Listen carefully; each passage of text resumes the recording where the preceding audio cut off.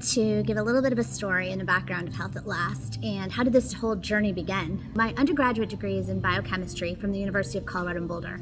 And while I was training in biochemistry, during the last semester, they had pharmaceutical reps come.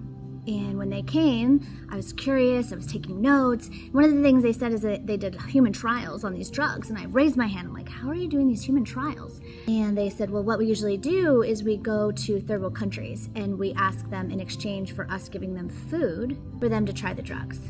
And at the exact moment, every single TV thing that I'd ever seen where there was kids with hair lips and missing arms, missing fingers, deformities, like flashed before my eyes. And I was like, my God, I cannot do this. I cannot go into this.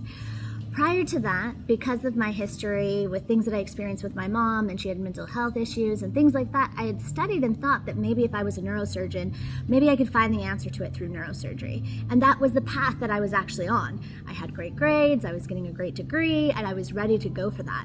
I had a friend while I was working for the Center for Disabilities in Boulder, Colorado. She said that she was going to go to chiropractic school. And I was like, oh, it's because you can't be a real doctor. He was giving her a really hard time. And at the time, Los Angeles College of Chiropractic actually came to the University of Colorado Boulder, and they had a table. And I looked into it and I applied. I did a phone interview and did some different applications and was approved.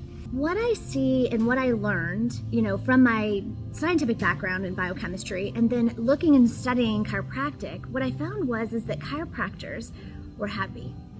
They were happy with their patients. They were happy because their patients were getting results.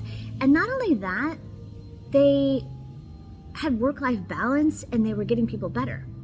While I was going to undergraduate school, one of our friends was actually a neurosurgeon.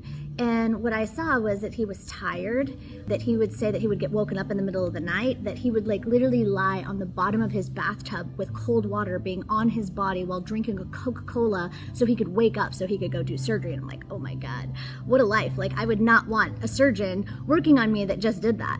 But the point of this is that if you look at different neurosurgeons, recently an MIT graduate neurosurgeon for over 10 years had quit his job.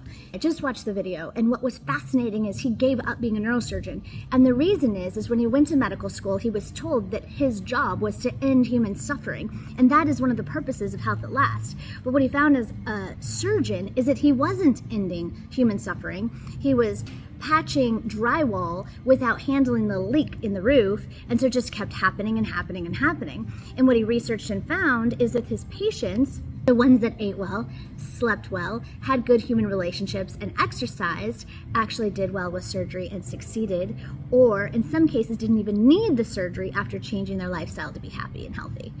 Now, obviously, we have 365 days and times 3 times a day if you're eating 3 meals a day to make good choices.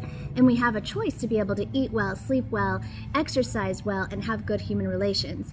And so what I found in chiropractic, which was fascinating to me, is that by preventing disease, by lowering and eliminating unnecessary drugs and surgery, by creating good relationships and creating joy in life and achieving your goals, that people are able to live a healthier, happier life.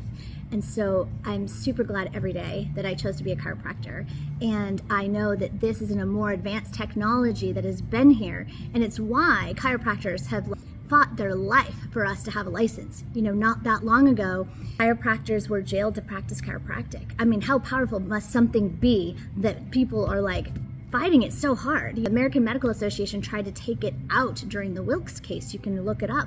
I'm never a conspiracy theorist or anything like that, but I just say, take a look at it. Either something works or it doesn't. And if it's something that can help somebody and it's something that can make a difference in someone's life and make them healthier, why wouldn't we do this? Why wouldn't we do this if there's not side effects? You feel better, your nervous system's working better, you're eating healthier, you're exercising, you're dieting, you're having nutrition and great relationships. I would encourage more people to become chiropractors. I would encourage people to see chiropractors and see that there are other natural solutions.